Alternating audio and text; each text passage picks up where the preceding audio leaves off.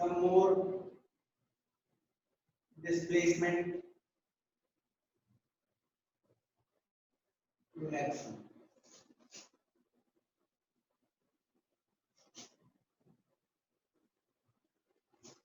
आप सभी को रिएक्टिविटी सीरीज याद हुआ कि नहीं? एक्टिविटी सीरीज याद करने बोले थे, याद किए कि नहीं आप लोग? हाँ या ना? कोई बोलो जल्दी, नहीं तो मैं पूछूंगा नाम लेके। रिएक्टिविटी सीरीज आप लोग याद किए कि नहीं? नहीं, रिएक्टिविटी सीरीज बोलो, याद है कि नहीं? रिएक्टिविटी सीरीज वो सीरीज होती है जहां पे एलिमेंट्स को अरेंज किया गया है डिपेंडिंग अपॉन देयर रिएक्टिविटी, और मैंने एक टेबल आप लोगों को दिया था याद करने के लिए, एंड आई सपोज आप लोगों ने किया होगा उस टेबल को याद। तो कुछ और हम लोगों को देखना चाहिए, जैसे जिंक प्लस सल्फ्यूरिक एसिड। आप मुझे बताओ, हाइड्रोजन है और जिंक है, एक्टिविटी सीरीज में कौन ज्यादा ऊपर है? हाइड्रोजन ऊपर है कि जिंक ऊपर है? हाइड्रोजन ऊपर है कि जिंक ऊपर है? जिंक। जिंक। हाइड्रोजन। क्लास में आप लोगों को ये याद करने बोला था ये बहुत इंपॉर्टेंट है। Potassium, sodium, calcium, magnesium, aluminium, zinc, iron, nickel, tin, lead, hydrogen, copper, silver, mercury, hydrogen, copper, mercury, silver, gold, platinum. ये याद करने बोला था आप लोगों को। हाइड्रोजन, पोटासियम सबसे ज्यादा रिएक्टिव, फिर सोडियम, फिर कैल्शियम, मैग्नीशियम, आस्ते आस्ते कम होते चल जाती है रिएक्टिव।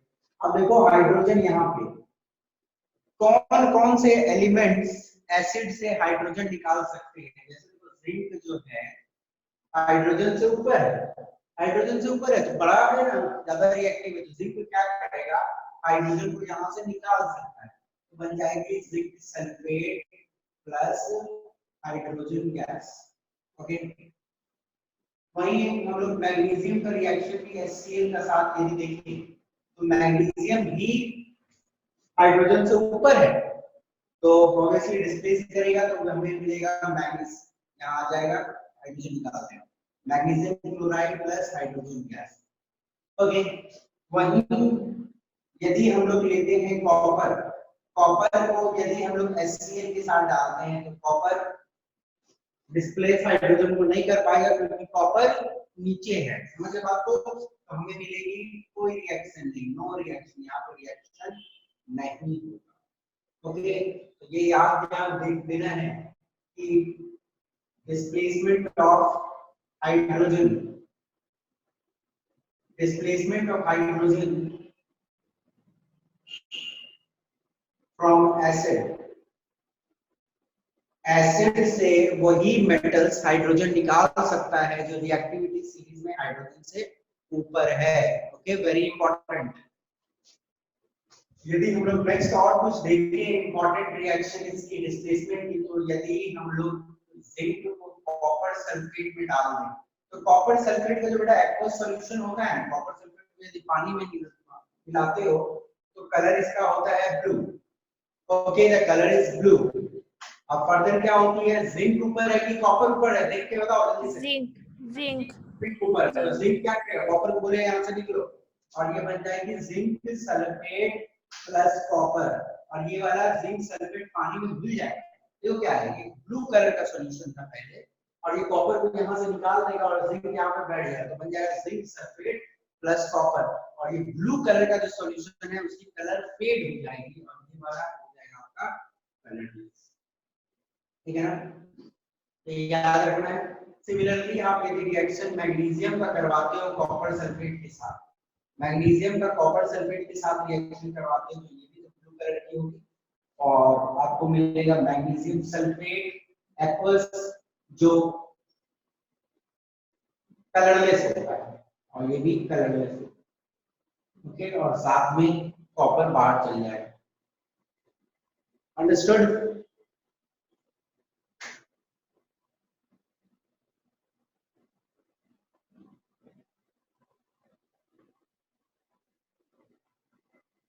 ये रिएक्शन होगा? क्या ये रिएक्शन होगा कि नहीं होगा? यस सर होगा। कैसे होगा बताओ? नहीं होगा सर। नहीं होगा बेटा। देखो ये इसके साथ कोई अच्छा चीज है और कॉपर क्या इससे अच्छा चीज छीन पाएगा? कॉपर तो नीचे है और आयरन ऊपर है, तो बड़ा पहलवान से छोटा पहलवान कभी भी कोई अच्छा चीज नहीं छीन सकता। तो रिएक्शन नहीं होगी, नो रिएक्शन, ठीक है ना? This is copper plus silver nitrate aqueous.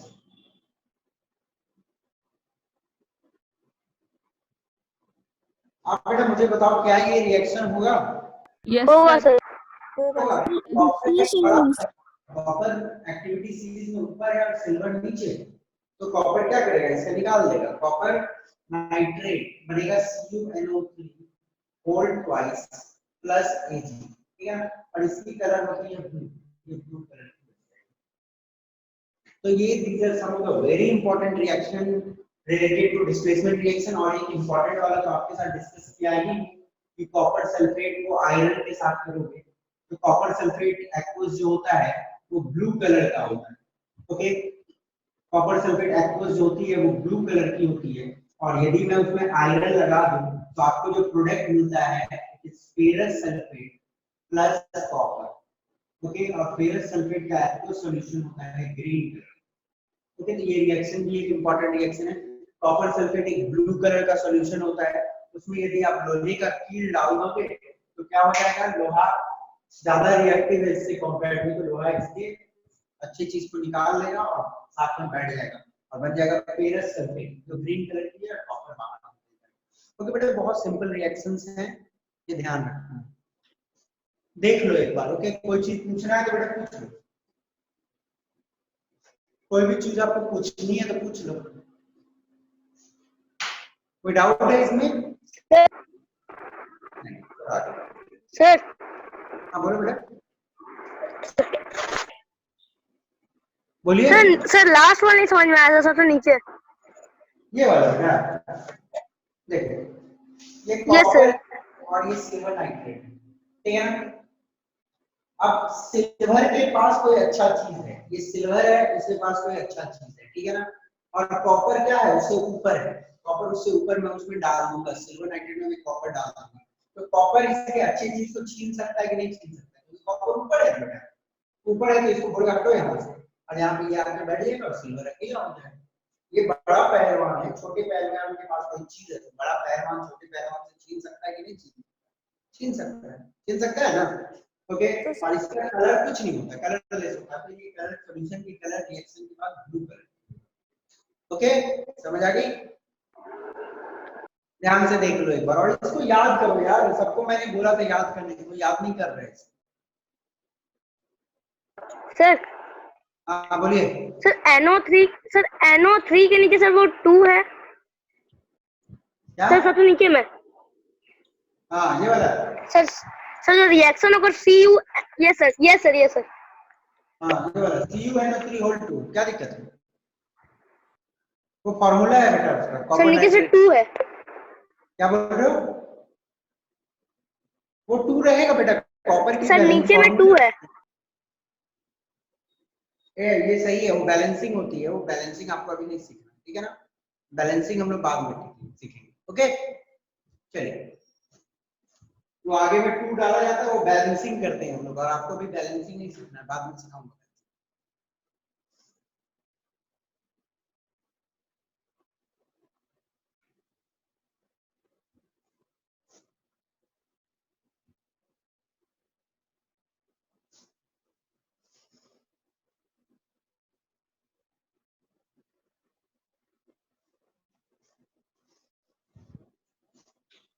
Okay, अब हम लोग डिस्प्लेसमेंट, देखो ये एक इंपॉर्टेंट चीज है, हम लोग डिस्प्लेसमेंट ऑफ मेटल सीखे हैं, डिस्प्लेसमेंट रिएक्शन ऑफ मेटल। और यदि आप ये वाला चार्ट याद नहीं करते हो तो बेटा आपको बहुत प्रॉब्लम होगी, नहीं समझ आएगी चीजें, तो वो चार्ट जो मैंने दिया था याद कर लेना, ठीक है? अब चलो हम लोग देखेंगे displacement reaction of non metal. और displacement reaction of non-metals.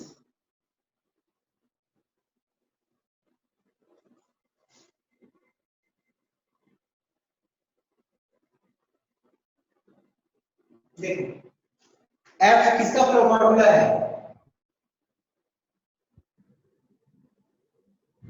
Fluorine का। F is the formula of fluorine. Fluorine.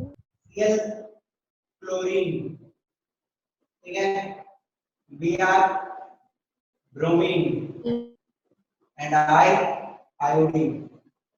देखो ध्यान दो, ये फ्लोरीन जो है ना, ये fluorine, this is more reactive than chlorine, which is more reactive than bromine, और देखो fluorine is more reactive than chlorine और chlorine is more reactive than bromine and bromine is more reactive than iodine। ये non metals की reactivity जो important आपको याद रखनी है। तो आपके सामने एक क्वेश्चन है कि मानो मेरे पास एक KCl है, ठीक है ना, potassium chloride, KCl potassium chloride. यदि मैं पोटेशियम क्लोराइड को फ्लोरीन गैस लगा दूं, F2 गैस, ठीक है, ये गैस होती है फ्लोरीन गैस, तो क्या ये रिएक्शन होगा? Yes sir. होगा। No sir. फ्लोरीन ज्यादा रिएक्टिव है कंपेयर टू क्लोरीन, तो फ्लोरीन क्या बोलेगा इसको, तुम भैया Cl यहां से निकल जाओ, हम इसके साथ आएंगे, ठीक है ना। तो ये रिएक्शन हो जाएगी, KF यहां पे बैठ जाएगी। यदि बैलेंसिंग करना है तो बैलेंसिंग में रहेंगे, तो ये F यहां पे आ जाएगी, ये क्या बन जाएगा KF और प्लस Cl2 गैस बाहर हो जाएगी। अब बैलेंसिंग, एक्चुअली बैलेंसिंग एक चीज होता है जहां पर नंबर ऑफ एटम इस साइड में और नंबर ऑफ एटम इस साइड में सेम होता है। तो देखो 2 डाल देंगे तो 2k F2 ऐसे देखो 2 Fn और क्लोरीन 2 क्लोरीन बैलेंस, ठीक है। अब और एक रिएक्शन है, यदि मानो KCl के आगे ब्रोमीन लगा देंगे तो ये भी रिएक्शन होगा, क्योंकि Yes sir होगा। क्या ये रिएक्शन होगा? नहीं यस होगा। सर। Yes sir. होगा? No sir. नहीं होगा बेटा।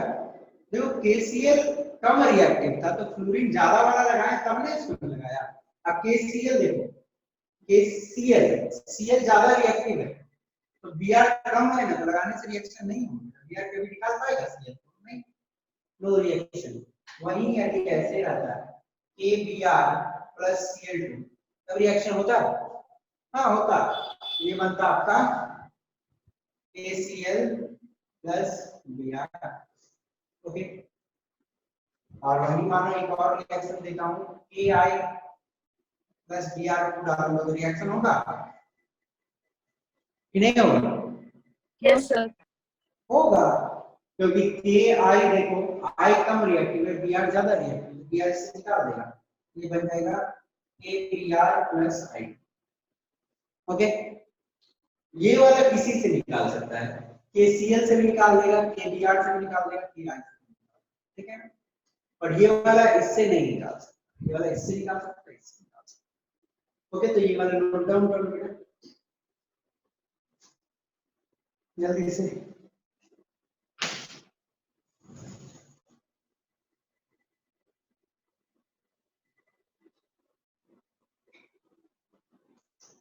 हो गया सर।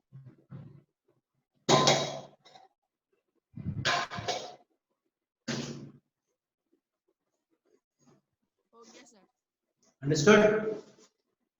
लिख लो, लिखना है तो उतार लो। सर एक सर मिनट। हो गया। क्या बोलो बेटा, पूछो, कुछ पूछ रहे हो क्या? लिख लो।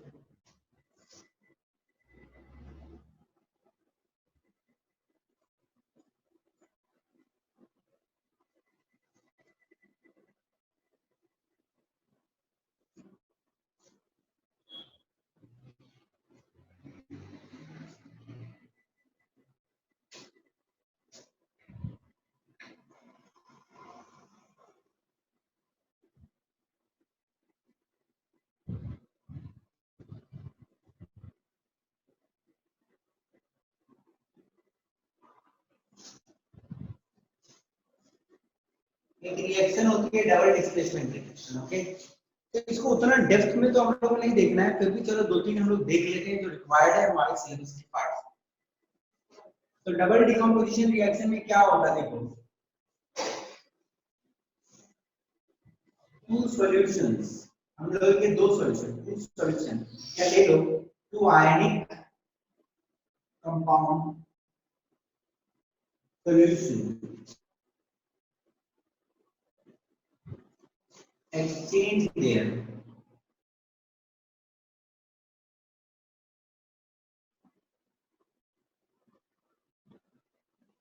to form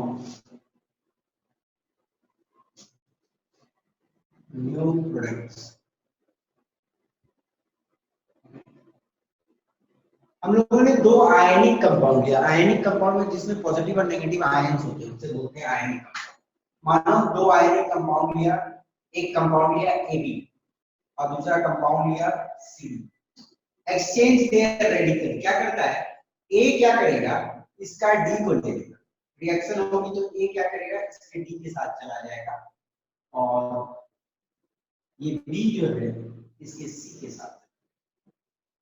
ओके, तो इसका जो पार्टनर था वो इसके साथ चला जाएगा, ठीक है। देखो इसका जो पार्टनर है बी, वो चला जाएगा सी के साथ और एक डी जो इसका पार्टनर है वो चला जाएगा, ठीक है ना, एक्सचेंज हो जाती है। इसके साथ जो है वो उसके साथ चल जाएगा, इसके साथ जो है वो उसके साथ, ठीक है। तो दो ionic compound, two ionic compound solution, दो आयनिक कंपाउंड की सॉल्यूशन लेते हैं, दोनों सॉल्यूशन में रहना चाहिए, मतलब एक लिक्विड फेज में रहना चाहिए। एक्सचेंज देयर रेडिकल मतलब अपने कुछ पार्ट को एक्सचेंज कर लेता है तो फॉर्म न्यू प्रोडक्ट, नई प्रोडक्ट। तो देखिएगा इंपॉर्टेंट रिएक्शन क्या है, AgNO3 सिल्वर नाइट्रेट का यदि मैं एक्व सॉल्यूशन लेता हूं और सोडियम क्लोराइड का एक्व सॉल्यूशन लेता हूं, दोनों कलरलेस, ये भी कलरलेस होती है, ये भी बेटा कलरलेस होता है, ठीक है। और दोनों का रिएक्शन जो होता है तो बनता है Ag चल जाता है इसके साथ में AgCl, और AgCl एक व्हाइट कलर का सॉलिड है जिसको हम लोग व्हाइट प्रेसिपिटेट बोलते हैं। प्रेसिपिटेट का मतलब होता है बेटा इनसॉल्युबल सॉलिड, इनसॉल्युबल सॉलिड एक ऐसा सॉलिड जो डिसॉल्व नहीं करता। ओके, AgCl एक व्हाइट प्रेसिपिटेट होता है जो एक इनसॉल्युबल सॉलिड है, पानी में नहीं होता है, प्लस NaNO3 ये एक्वस पानी में घुली रहेगा, ठीक है ना। तो इंपॉर्टेंट क्वेश्चन है, देख लो, सिल्वर नाइट्रेट कलरलेस रहता है, NaCl कलरलेस रहता है, ये जब दोनों रिएक्शन होता है एक सफेद कलर का सॉलिड टाइप का चीज बन जाती है रिएक्शन, अंडरस्टूड। सिमिलरली एक और रिएक्शन आप देख सकते हो अभी, barium chloride plus sodium sulphate, barium chloride plus sodium sulphate साथ रिएक्शन जब होगी बनेगी BaSO4, ये इसको ले लेगा BaSO4 और ये इसको ले लेगा, बन जाएगा BaSO4 प्लस NaCl, और ये भी व्हाइट कलर का है, ये भी व्हाइट कलर का। ओके, और एक रिएक्शन आप देख सकते हो, लेड नाइट्रेट PbNO3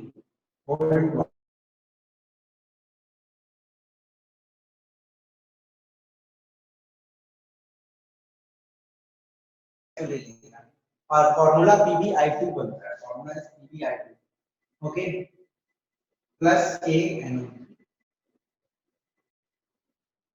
और ये एक येलो कलर का प्रेसिपिटेट। तो बेटा ये वाला पोर्शन आपके ओलंपियाड एग्जामिनेशन के लिए है, क्योंकि ये आपको नॉर्मल आपके सिलेबस से थोड़ा ऊपर है, तो इसको ध्यान से देखना है। दो चीज है, लिक्विड फेज में है, दोनों अपने रेडिकल को एक्सचेंज करता है, AgCl NaNO3, ठीक है ना, ये BaSO4 NaCl, PbI2 KNO, या तो पूछ देगा कलर, इसका पूछ देता है कौन सा कलर का सॉलिड प्रेसिपिटेट बनता है। ओके, तो इसको ध्यान से देख लो, वेरी इंपॉर्टेंट है। ओके, और दोनों आयनिक कंपाउंड रहने चाहिए। क्लियर है कॉन्सेप्ट, समझ लो, कोई दिक्कत तो नहीं। चलिए आगे बढ़ते हैं, नोट कर दो इसको, नोट कर दो, यदि कोई पार्ट लिखना है तो इंपॉर्टेंट है।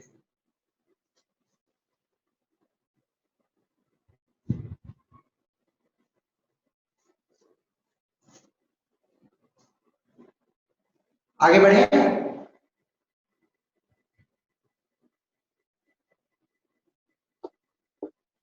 चलिए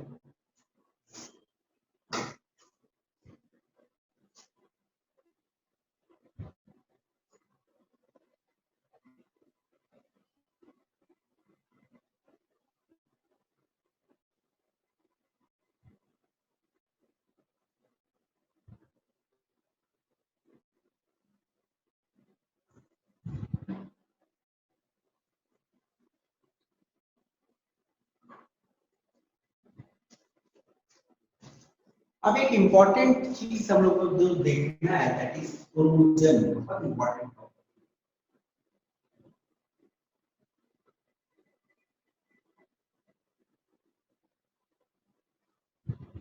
आप लोगों ने कोरोजन सुना है क्या? कोरोजन का मतलब क्या होता है? कोई भी आप लोगों में से कोरोजन सुना है? कोरोजन क्या है मुझे बता सकते हो?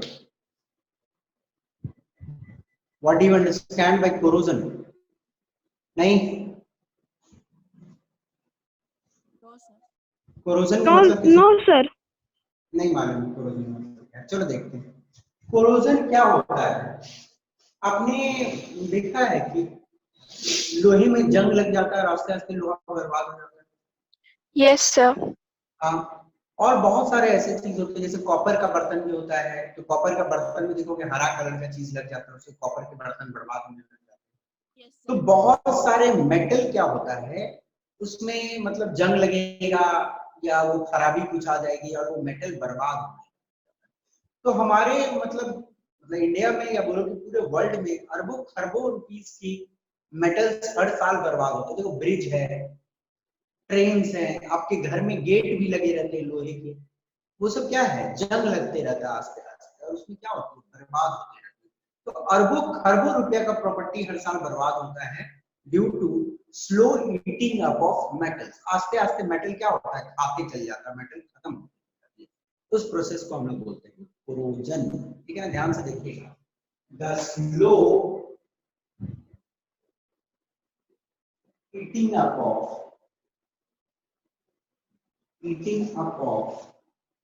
metals in presence of atmospheric gases। ठीक है, आस्ते आस्ते मेटल्स क्या है, खत्म होते जाता है। मतलब बोलते हैं ना लोहा को खा लिया, लोहा बर्बाद हो गया, वैसे मेटल्स आस्ते आस्ते जो खराब होती है उस प्रोसेस को हम लोग बोलते हैं कोरोजन। और वो किसके प्रेजेंस में होती है, atmospheric gases.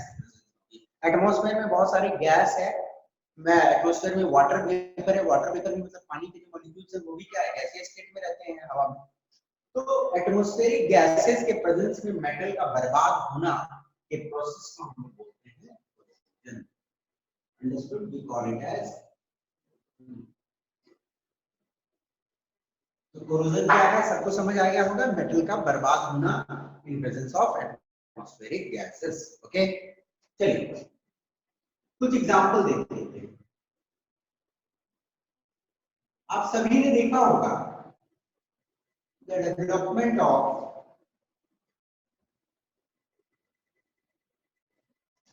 Greenish layer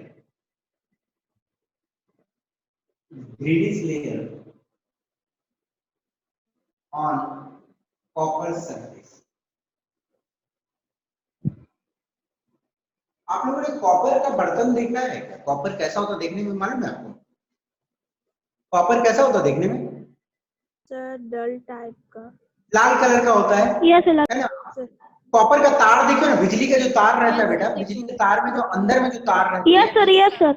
white ठीक है कलर। ना, उसका क्या है, खोल को निकाल दो, ऊपर में तो प्लास्टिक लगा होता है, उसको इंसुलेटर रहती है, वो इंसुलेटर को निकाल दो तो अंदर में रेड कलर की चीज दिखेगी, वही कॉपर होती है। कॉपर के बर्तन भी, ठीक है, और कॉपर के जो बर्तन होते हैं गोल्डन उसमें होता आस्ते आस्ते गोल्डन। कलर का एक लेयर चढ़ते जाता है और क्वेश्चन पूछ देता है कि हरा कलर का लेयर आता कहां से, ठीक है ना, वेरी इंपॉर्टेंट क्वेश्चन, कि हरा कलर का लेयर कॉपर के बर्तन पे आता कहां से। एक्चुअली क्या होता है, कॉपर जब हवा में रखे रखे वो वाटर के साथ, मतलब एटमॉस्फेयर में, मतलब क्या होती है, वाटर वेपर होती है, कार्बन डाइऑक्साइड के साथ ऑक्सीजन के साथ रिएक्ट करती है। कॉपर वाटर कार्बन डाइऑक्साइड और ऑक्सीजन के साथ रिएक्ट करती है। ये इंपॉर्टेंट है बेटा, और ये आपके सिलेबस की पार्ट है, ये पूछी जाती है। आपके स्कूल में अच्छे क्वेश्चन का लेवल सेट हो तो एनसीईआरटी बुक में आपको बहुत अच्छे से एक्सप्लेन किया हुआ है ये चीज कि कॉपर सरफेस पे हर एक कलर का लेयर बनता है, वो कैसे बनता है और वो क्या होता है। तो copper plus water plus carbon dioxide plus oxygen जो है वो बनती है आपका copper hydro oxide plus copper carbonate. Okay, और ये दोनों साथ में बनती है, इन दोनों को साथ में, हालांकि बहुत जगह देखोगे आप बीच में एक प्लस डाल के लिखा जाता है, पर बहुत जगह आप देखोगे कि एक डॉट डाल के भी लिखते हैं क्योंकि दोनों साथ में, ठीक है ना। पर आपने अभी ज्यादा दिमाग नहीं लगाना कि डॉट क्यों रहता है, आप प्लस ही डाल के लिख दो। कॉपर हाइड्रोक्साइड और कॉपर कार्बोनेट दोनों बनती है और इसे हम लोग बोलते हैं, इसका नाम है बेसिक कॉपर कार्बोनेट। ये दोनों को मिलाकर, ये दोनों को मिलाकर हम लोग बेसिक कॉपर कार्बोनेट क्या बोलते हैं, बेसिक कॉपर कार्बोनेट। आप सभी को मालूम है ना, मेटल फॉर्म्स बेसिक ऑक्साइड्स, सबको मालूम है मेटल्स फॉर्म बेसिक ऑक्साइड। तो ये मेटल हाइड्रोक्साइड है तो ये बेसिक है, ठीक है ना, this is a base. Okay, this is a basic oxide और साथ में कॉपर कार्बोनेट है, इसलिए हम इसका नाम बोलते हैं basic copper carbonate. Copper hydroxide plus copper carbonate दोनों बेसिक कॉपर। और यही वाली जो होती है ना ग्रीन कलर, ओके। और इसको यदि निकालना है आपको, यदि मतलब कॉपर का बर्तन में ऐसा हरा कलर का लेयर, आप लोग देखे होंगे छठ छठ पूजा होता है ना बेटा, छठ पूजा में जो आपका यस पीतल सर। का बर्तन होता है, तो पीतल का बर्तन में आप देखोगे हरा हरा चीज लग जाता है क्योंकि पीतल में कॉपर एक कंपोनेंट होती है वहां पे। तो वो हरा हरा चीजों को निकालना है उसमें, तो कैसे निकालोगे, तो आप एक काम करो, नींबू या इमली, नींबू और इमली में एसिड होती है, ठीक है, नींबू और इमली मतलब यदि रगड़ोगे उस पे, मतलब कोई शार्प नींबू और इमली थोड़ा सा लगा दो वहां पे, फिर रगड़ो, ये ग्रीन कलर का लेयर निकल जाता है। क्यों? क्योंकि नींबू और इमली एसिड होती है और एसिड बेस के साथ रिएक्ट करके सॉल्ट और वाटर बन जाता है, नमक पानी बन के वो निकल जाती है, ठीक है ना। इसको निकालने का तरीका क्या है, आप नींबू से थोड़ा सा रगड़ दो या इमली के पानी से रगड़ दो, इमली एसिड होती है, रगड़ दोगे तो क्या है, ये बेस क्या है, रिएक्ट करके सॉल्ट एंड वाटर बन के। ओके, तो वो आपको अभी दिमाग में लगाना है, वो हायर क्लास में आप पढ़ोगे, और ये दिमाग में रखो सिर्फ कि ग्रीन कलर क्या होती है, इसके कारण बनती है। ओके, और आस्ते आस्ते कॉपर का बर्तन बर्बाद होते जाता है।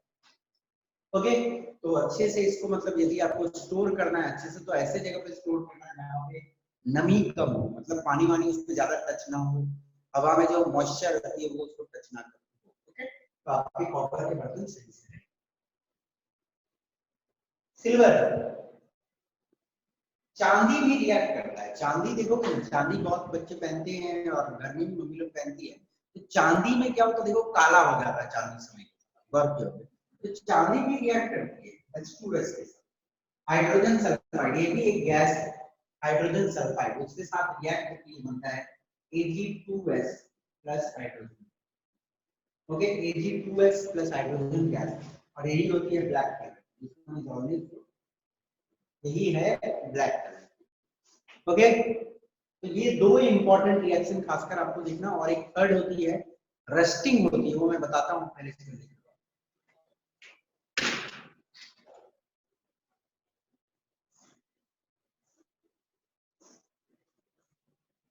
हो गया सर। यस सर, हो गया। सर हो गया S2, बेटा, चलो सर लास्ट में S2 के बाद क्या है? सिल्वर प्लस H2S, सर उसके बाद वाला में जो S2 है। Ag2S, Ag2S, Ag2S silver sulphide, silver sulphide plus hydrogen gas. Okay, तो ये चीज आपको ध्यान में रखना है, this is important. Yes sir. Okay,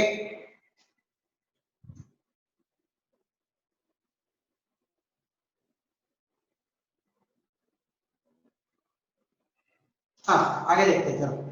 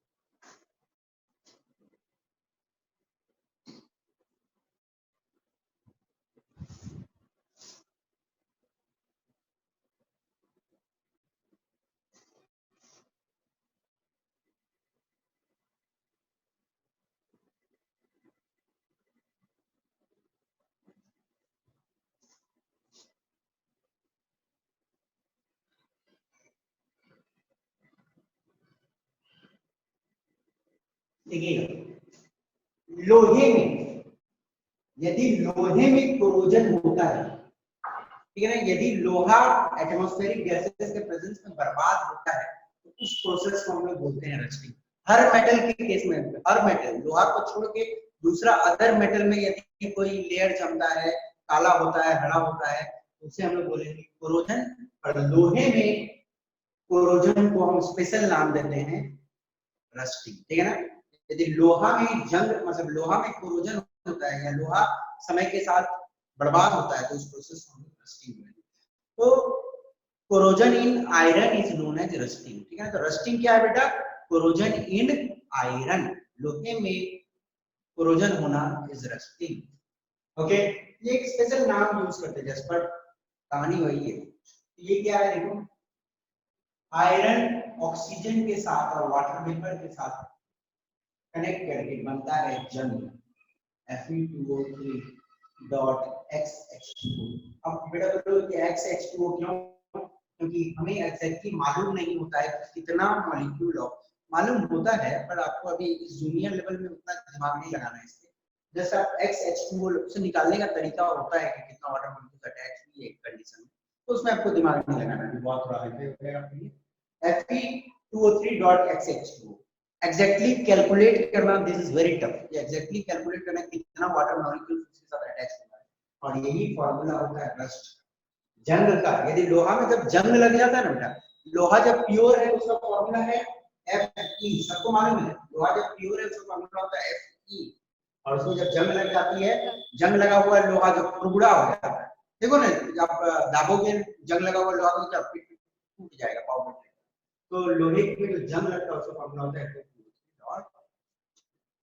okay, clear? Yes yes sir. Rusting क्या है? A special type of corrosion in iron, ये आपको ध्यान रखना है। और लोहे का कोरोजन बहुत खतरनाक है, क्योंकि लोहा ही एक ऐसा चीज है जो बहुत जगह यूज किया जाता है और इस्तेमाल किया जाता है। ओके, और लोहा में कोरोजन होता है तो लोहा बर्बाद होता है, बहुत नुकसान होता है देश को इससे, तो ये दिमाग रखनी है आपको। सर वहाँ नोन एज के बाद रस्टिंग होगा पर Aluminum is resistant to corrosion.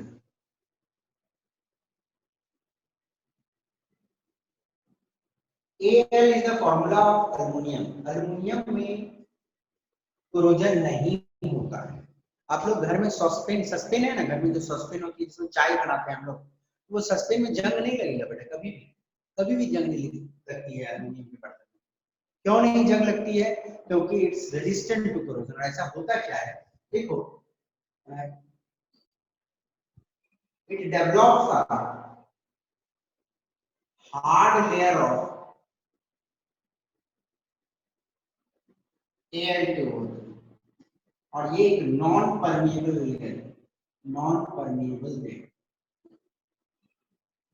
और नॉन परमिएबल का मतलब होता है नॉन पोरस, ठीक है। ध्यान से समझिएगा क्या है। एक मानो अल्युमिनियम का ऑक्सीजन के साथ रिएक्शन होता है, तो अल्युमिनियम को ऑक्सीजन के साथ रखो तो रिएक्शन होता है, ये बनती है Al2O3। अल्युमिनियम जो ऑक्सीजन से इनिशियली रिएक्ट करता है तो Al2O3 बनता है। मानो ये अल्युमिनियम का कोई पीस, अब उसमें क्या हुआ है, ऊपर वाला लेयर, मानो ऊपर वाला क्या, चारों साइड में जो लेयर है, मानो वो एटमॉस्फेरिक गैसेस के कांटेक्ट में आया, तो होता क्या है, एटमॉस्फेरिक गैसेस के कांटेक्ट में आने के बाद इसके ऊपर में एक अल्युमिनियम ऑक्साइड का लेयर बनता है। क्या बनता है?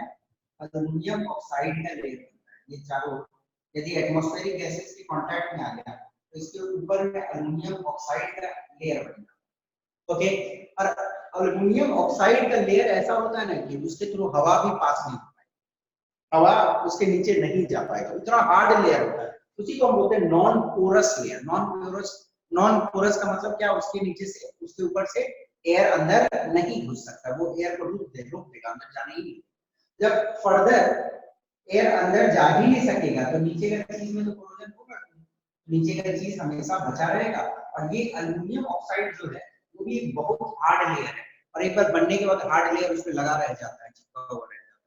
ओके, और फर्दर नीचे में एटमॉस्फेरिक गैसेस जा भी नहीं पाती, जिसके कारण एल्युमिनियम में फर्दर कोरोजन नहीं होता। तो एक लेयर होता है, एक लेयर हुआ, वो हार्ड लेयर बन के रह जाता है, निकलता भी नहीं, वहीं पे रह जाता है, और फिर कोई गैस अंदर रिएक्ट नहीं करती है, और एल्युमिनियम आपका कोरोजन से बचा हुआ रहता है।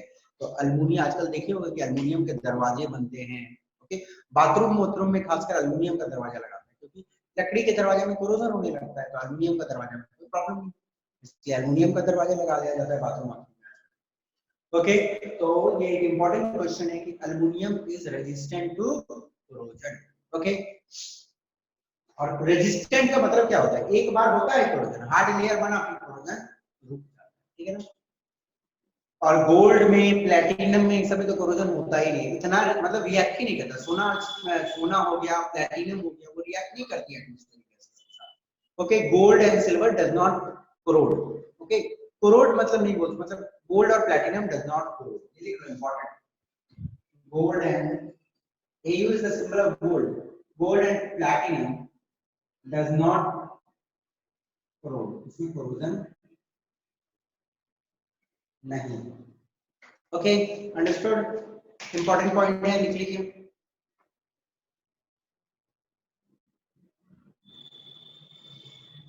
सर हाँ पूछिए। सर जब आयरन में सर रस्टिंग होता है सर पेंट क्यों किया जाता है? हाँ वो बताएंगे बेटा कि प्रिवेंशन कैसे किया जाता है रस्टिंग। पहले पेंट किया जाता, बाद में जंग लग गया, बाद में पेंट करने का फायदा है। जंग लगने से पहले पेंट किया जाता है, जब लोहा का कोई गेट वेट लगाते हैं ना, उसी टाइम हम लोग उसको रंग देते हैं। ओके, देख लीजिए।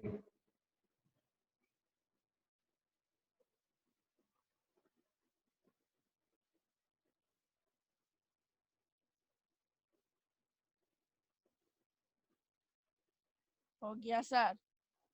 हो गया, चलो आगे देखते हैं। Yes sir. Let's see.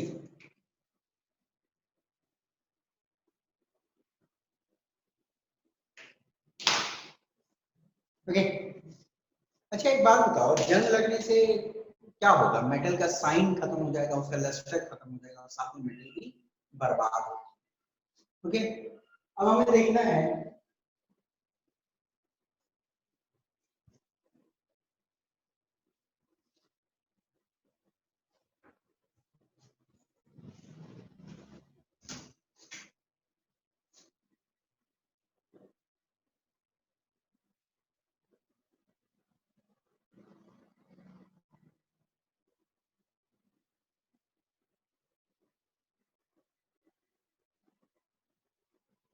Corrosion को या रस्टिंग को कैसे हम लोग रोक सकते हैं, क्योंकि किस तरह उसे रोका जा सकता है। रोकना एकदम पूरा इम्पॉसिबल है, रोकना मतलब स्लो कैसे कर सकते हैं प्रोसेस, ठीक है। प्रिवेंशन ऑफ कोरोजन या रस्टिंग, किस तरह हम लोग इस प्रोसेस को स्लो करेंगे, और किस तरह हम अपने मेटल्स को बचाएं, क्योंकि मेटल्स का बर्बादी होना एक बहुत बड़ा देश के लिए नुकसान होता है, ठीक है। तो पहला प्रोसेस है बाय ऑयलिंग। ओके, ये मानो क्या ऑयलिंग क्या ग्रीसिंग भी बोलते हैं।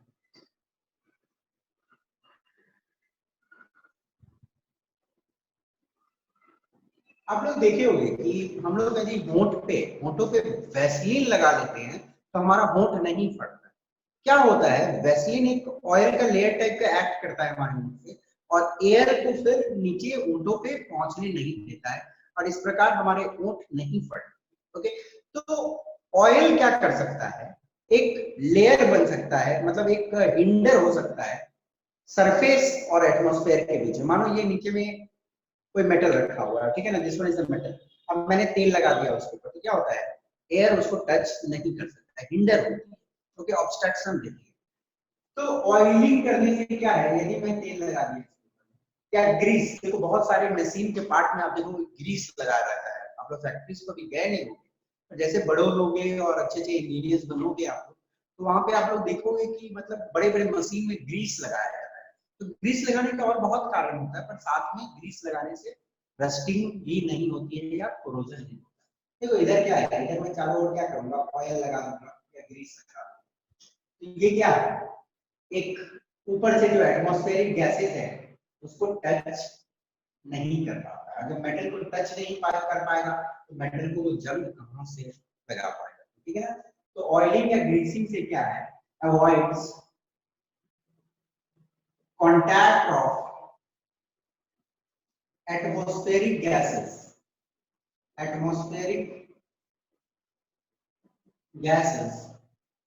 with metal surface।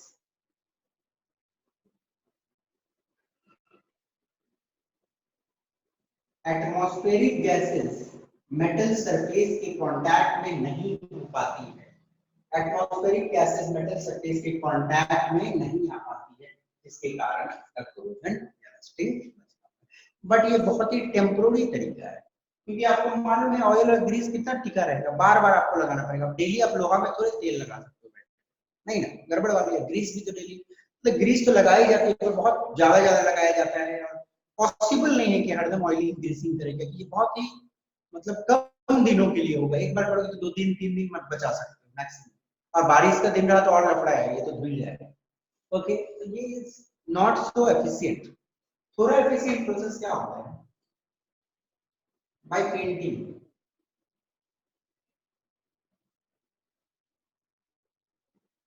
Okay, we paint the exposed surface of metal, और इससे दो फायदे हैं, gives an attractive look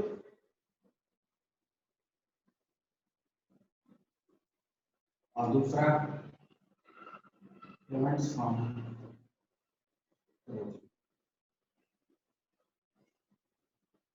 देखो हम लोग क्या करते हैं, पेंट करते, मेटल रहता है उसको रंग देते हैं, पेंट करते। पेंट करने से क्या होता है, एक्सपोज सरफेस, मतलब एक्सपोज सरफेस मतलब बाहर का सरफेस, मान लो ये कोई लोहे का है तो इसका जो एक्सपोज सरफेस है, इस साइड पीछे ऊपर साइड, ऊपर में पूरा रंग देंगे, है ना, चारों साइड से इसको रंग देंगे। तो चारों साइड से मैंने इसको पेंट कर दिया, मानो अब पेंट कर दिया तो एटमॉस्फेरिक गैसेस डायरेक्ट तो मेटल को टच नहीं कर पा रहा, वो सबसे पहले पेंट पे अटैक कर रहा है, और पेंट पे अटैक करता तो पेंट धीरे धीरे निकलती है। ये पेंट लगभग निकलने में मतलब 2 से 3 साल तो आप अपने लोहे के गेट को आराम से बचा सकते हो पेंट। ओके, फिर 3 साल बाद जब देखोगे पेंट निकलने लगा फिर दोबारा पेंट मारो। तो इससे फायदा क्या है, अट्रैक्टिव लुक भी मिलता है, आपकी जो लोहे की चीज है या मेटल है उसको एक अच्छा लुक भी मिलता है, देखने में सुंदर लगता है, और साथ में कोरोजन से भी या रस्टिंग से बचा रहता है। तो पेंटिंग करना थोड़ा सा एफिशिएंट है, 2-3 साल का प्रॉब्लम खत्म हो जाता है। ज्यादा बारिश वारिश जो जगह पे होती है तो वहां पे 2 साल में तो अपने गेटों को पेंट कर देना चाहिए। ओके, और वही है कि जब 4-5 साल तक पेंट नहीं करोगे, 10 साल पेंट नहीं करोगे तो आस्ते आस्ते पेंट निकल जाएगा और लोहा फिर से कोरोड होने लगेगा या रस्ट होने लगेगा। तो पेंटिंग थोड़ा ज्यादा एफिशिएंट प्रोसेस है, क्योंकि एक बार कर देने से आपको 2 साल लगभग बच जाती है, फिर वापस कर देना। इसको देख लो, समझ लो, कोई दिक्कत है तो फिर लास्ट एक प्रोसेस और है, गैल्वेनाइजेशन बताऊंगा।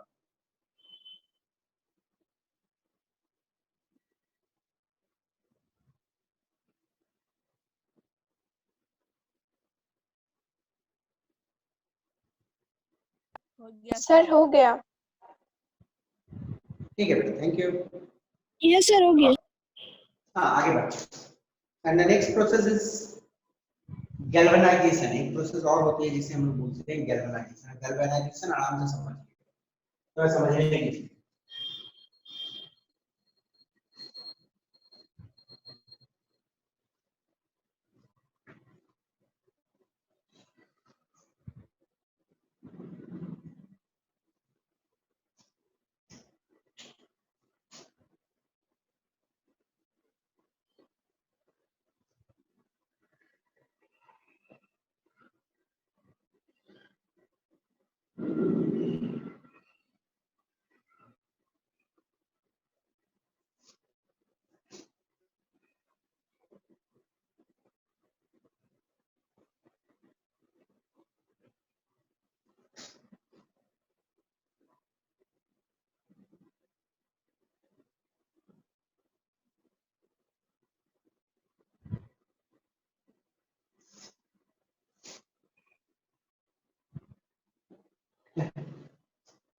एक पर्टिकुलर मेटल सरफेस, एक पर्टिकुलर मेटल के सरफेस पे आप एक पतला सा लेयर पेंट कर देते हो जिंक का, ठीक है ना।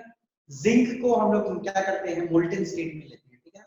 जिंक को पूरा मतलब हाई टेम्परेचर में मेल्ट कर देंगे, फिर उसके बाद जिंक से क्या करेंगे, मेटल का सरफेस पे एक लेयर चढ़ा देंगे। ओके, गैल्वेनाइजेशन उसी को बोलते हैं।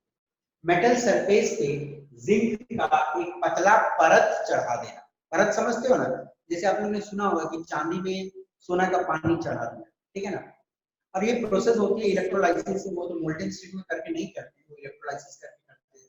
बहुत सारे प्रोसेस होते हैं, तो उसमें आपको डेप्थ में नहीं जाना है, सिंपल समझ लो। आप लोग जानते हो ना कि चांदी पे बोलता है सोना का पानी चढ़ा दिया, तो चांदी कैसा सोना का जैसा दिखने लगता है। तो उसी तरह आप मेटल के सरफेस पे जिंक का एक परत चढ़ा दो पतला सा, ओके। तो आपकी जो मेटल होगी वो बची रहे। क्यों मेटल बचा रहेगा, आपके सामने क्वेश्चन है। मानो आपके पास ये लोहे का कोई चीज, ये लोहा का बना हुआ, ठीक है। और मैंने क्या किया, इसके ऊपर एक जिंक का परत चढ़ा दिया, मैंने इसके ऊपर एक जिंक का लेयर चढ़ा दिया।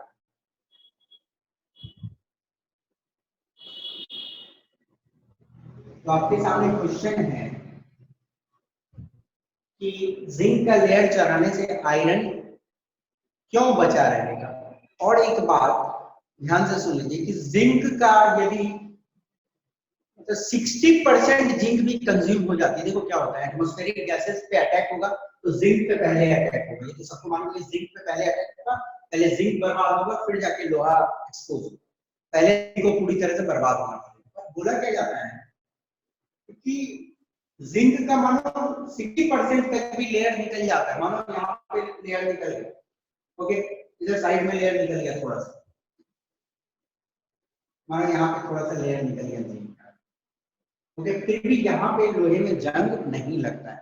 पेंट के साथ क्या लगता है, पेंट जहां पे निकला वहां पे जंग लगना शुरू हो जाता है, क्योंकि वहां पे पानी वानी टच करेगा। पर यदि जिंक आसपास से थोड़ा मोड़ा निकल भी जाता है तब भी आपका लोहा बचा रहता है। ऐसा कैसे होता है, बता सकते हो? सर क्योंकि वो ऑक्सीजन से रिएक्ट नहीं करता। क्या बोल रहे हो बेटा? सर क्योंकि वो ऑक्सीजन से रिएक्ट नहीं करता। हाँ हाँ, तो रिएक्ट कर सकता है। तो यहाँ पे क्या नहीं, यहाँ पे भी तो एटमॉस्फेरिक गैसेज आएगा, और ये वाला बर्बाद नहीं होगा, ये बचा रह जाता है। ओके, चलो मैं समझाता हूँ, ध्यान से देखिएगा बेटा, वाटर से रिएक्ट। ध्यान से देखिएगा।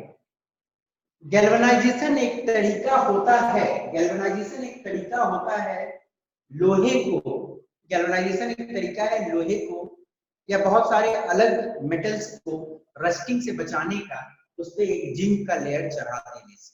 ओके, पर क्वेश्चन क्या है कि चलो मैंने जिंक का पूरा लेयर चढ़ा दिया तो लोहा बचा ही रहेगा, सिंपल सा बात है, क्योंकि जिंक पहले रिएक्ट कर रहा है एटमॉस्फेरिक गैसेस के साथ, आयरन एक्सपोज नहीं है। पर जब तक पूरा लगभग 60% जिंक का लेयर जब तक नहीं निकलता तब तक लोहा बचा हुआ है। होता क्या है, आप सभी को मालूम है ये activities, potassium, sodium, calcium, magnesium, aluminium, zinc, iron. अब जिंक ऊपर है कि आयरन ऊपर है? जीन्स सर, जिंक ऊपर है, ओके। मोर रिएक्टिव, जिंक ज्यादा रिएक्टिव, ओके। तो होता क्या है, एटमॉस्फेरिक गैसेस जो रहते हैं, मानो एटमॉस्फेरिक गैसेस इधर से अटैक कर रहा है, तो मानो इधर जब एटमॉस्फेरिक गैसेस आने की कोशिश करता है, ये जिंक अपनी तरफ इसे खींच लेता है, क्योंकि इसे ज्यादा जरूरत है उस चीज की, ज्यादा रिएक्टिव है। तो जो एटमॉस्फेरिक गैसेस है उसको पहले अपने तरफ कौन खींच लेता है, जिंक खींच लेता है, और यहाँ पे पहुंचने ही नहीं देता है। भले वो इधर जाना चाहता है पर इसको ज्यादा जरूरत नहीं है, ज्यादा रिएक्टिव है जिंक का लेयर, तो सारे एटमॉस्फेरिक गैसेस जिंक के तरफ चले जाते हैं और जिंक के साथ रिएक्शन करते हैं और जिंक को बर्बाद करते हैं। तो जिंक का लेयर जब तक पूरी तरह मतलब 70% तक नहीं निकल जाता तब तक आपका लोहा बचा हुआ रहता है। तो ये बड़ा ही एफिशिएंट मेथड, ओके, कि जिंक का लेयर चढ़ा दो, आपकी नीचे की लोही जो है वो बची रहे। तो मैंने आपको जो प्रोसेस बताया प्रिवेंशन ऑफ कोरोजन या रस्टिंग का, उसमें सबसे एफिशिएंट गैल्वेनाइजेशन को माना जाता है, ठीक है ना। ओके, गैल्वेनाइजेशन क्या होता है, जिंक का एक लेयर चढ़ा। तो कोई भी दिक्कत इसमें समझने में, ये क्वेश्चन में लिखता हूं, why iron is prevented from rusting till most of the layer of zinc is not thick enough. Okay, ये क्वेश्चन इंपॉर्टेंट सी क्वेश्चन है कि आयरन रस्टिंग से क्यों बचा रहता है जब तक पूरा लगभग मतलब most of the layer of zinc is not enough. इसका आंसर आप लिख सकते हो। फर्स्ट ऑफ ऑल इसका आंसर होगा कि zinc is more reactive than iron, so it takes the atmospheric gases and prevents iron from rusting. Okay, simple answer लिख सकते हो। देख लो, कोई भी डाउट है तो जल्दी पूछो। ओके, पढ़ते चलिए।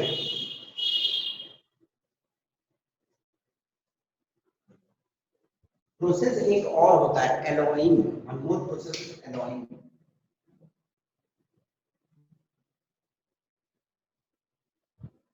it is a homogeneous mixture of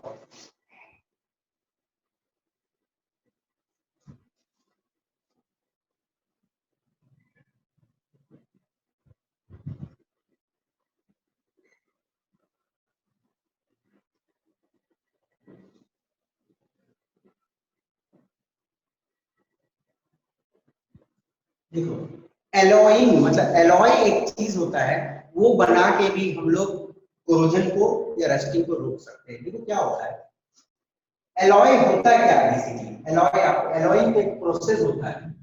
alloying is the process, but आपको मैं पहले एलॉय समझाता हूं। एलॉय एक होमोजेनियस मिक्सचर होता है और दो या दो से अत्यधिक मेटल या उसमें आप नॉन मेटल भी मिला सकते हैं। ओके, इस प्रोसेस से भी आप कोरोजन को बचाते हैं या रस्टिंग को बचाते हैं। तो करते क्या है, हम लोग दो मेटल्स को लेते हैं मोल्टन स्टेट मतलब उसको मेल्ट करवा देते हैं, फिर उसको मिक्स कर देते हैं। और जब मिक्स कर देते हैं तो एक नया चीज जो तैयार होता है उसमें एक नया सेट ऑफ प्रॉपर्टी आता है। ओके, जैसे आपके घर में पीतल यूज होता है, ब्रास, पीतल को हम लोग ब्रास बोलते हैं, ठीक है ना। ब्रास एक्चुअली क्या होती है, कॉपर और जिंक को हम लोग मिला देते हैं। कॉपर और जिंक को मिला देते हैं तो कॉपर का कलर कैसा होता है, ब्राउन कलर का होता है, reddish brown. Zinc grey colour का होता है। जब दोनों को मिला देते हैं तो पीतल का कलर कैसा होता है, सोना के जैसा कलर होता है। एक नया सेट ऑफ प्रॉपर्टी आ जाता है दोनों को मिलाने से, और ये नया सेट ऑफ प्रॉपर्टी जो आता है इसके थोड़ी अपीयरेंस को भी सुधारता है, मतलब लुक भी इसका थोड़ा अच्छा हो जाता है और थोड़ी इसमें क्वालिटी भी अच्छी होती है। ओके, वैसे ही हम लोग क्या करते हैं, स्टेनलेस स्टील बनाते हैं। स्टेनलेस स्टील क्या होता है, निकल, आयरन एंड क्रोमियम को मिक्स करके बनाते हैं। घर में जो बर्तन में हम लोग खाना खाते हैं ना, स्टील का बर्तन में, वो एक्चुअली एक एलॉय होती है, निकल, आयरन और क्रोमियम मिला हुआ रहता है। और इन तीनों को मिलाने से एक अट्रैक्टिव लुक भी आ रही है, और साथ में देखो लोहा है, लोहा सिर्फ रहता है तो जंग लगता है, और साथ में हमारे खाने का बर्तन में जंग भी जल्दी नहीं लगता है। आपने देखा है ना, स्टील का बर्तन में जंग लगता है क्या? नहीं लगता है, क्योंकि निकल, आयरन और क्रोमियम मिला हुआ है आपस में, और एक नया सेट ऑफ प्रॉपर्टी आया जिससे रस्टिंग भी बची हुई है और लुक भी थोड़ा बर्तन का अच्छा। और एक होती है एलॉय में ब्रॉन्ज। ब्रॉन्ज होता है कॉपर और टिन को मिलाते हैं, Sn is the formula of tin, ठीक है ना। तो एलॉइंग एक प्रोसेस है जो बहुत ज्यादा अच्छा है, क्योंकि ये एक नया प्रॉपर्टी को जन्म देता है। भले मेटल नहीं चेंज होगा, दोनों रिएक्ट हुआ तो नया चीज जो तैयार हुआ उसकी फार्मूला कुछ नहीं होती, उसमें कॉपर जैसा है वैसा ही है, जिंक जैसा है वैसा ही है, पर दोनों एक अरेंजमेंट में जाता है, एक नया अरेंजमेंट आता है, उस अरेंजमेंट के तहत एक नई सेट ऑफ प्रॉपर्टीज आती है। ओके, और आपका एलॉइंग का बेनिफिट क्या है, gives an attractive look, एक अट्रैक्टिव लुक होता है। सेकेंड, एड स्ट्रेंथ, साथ में स्ट्रेंथ भी मिलता है, मतलब ज्यादा मतलब ताकत मिलता है उस मेटल को, add strength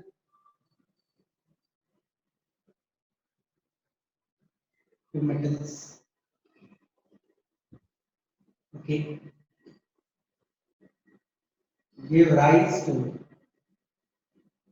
some desired property.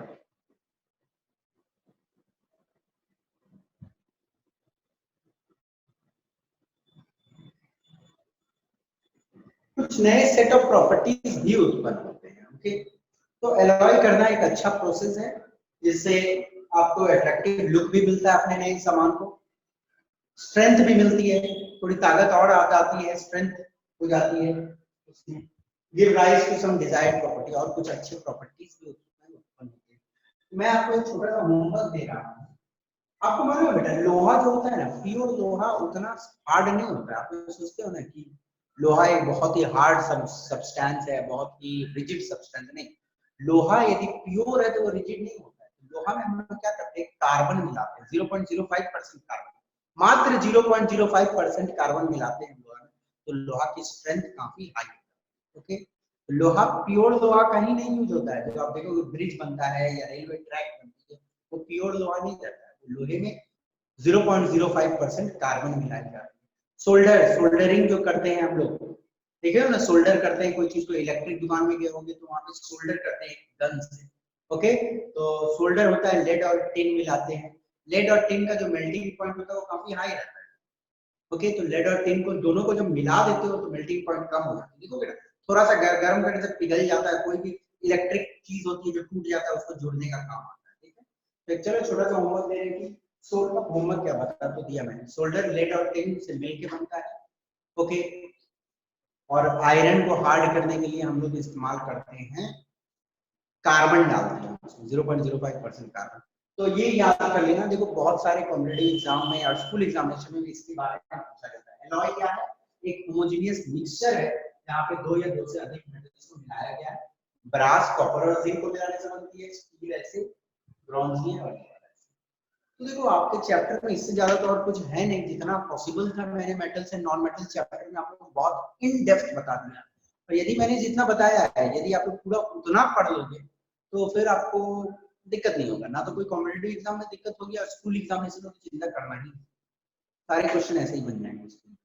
तो जो बेटा, जो भी बच्चों का कोई वीडियो छूटा होगा मेटल एंड नॉन मेटल का, प्लीज सारे वीडियोज को श्रीवास्तव क्लासेस के ऐप पे जाके देख लेना, एक प्रॉपर नोट्स बना लेना, और एनसीईआरटी के जितने क्वेश्चंस होंगे उसको बना लेना। यदि आपने नहीं बनाया होगा तो प्लीज, बुक यदि आपके पास अवेलेबल नहीं है तो कोशिश करो। मैंने मतलब हम लोग शायद बुक को श्रीवास्तव क्लासेस के ऐप पे डाले हैं, और यदि नहीं है तो वहाँ पे कुछ अपने दोस्तों से उनसे जुगाड़ करो, और नहीं तो नेक्स्ट क्लास में मैं क्वेश्चन करवा दूंगा, एनसीईआरटी के सारे क्वेश्चंस करवा दूंगा आपका इस चैप्टर। ओके सर, बोलिए बेटा।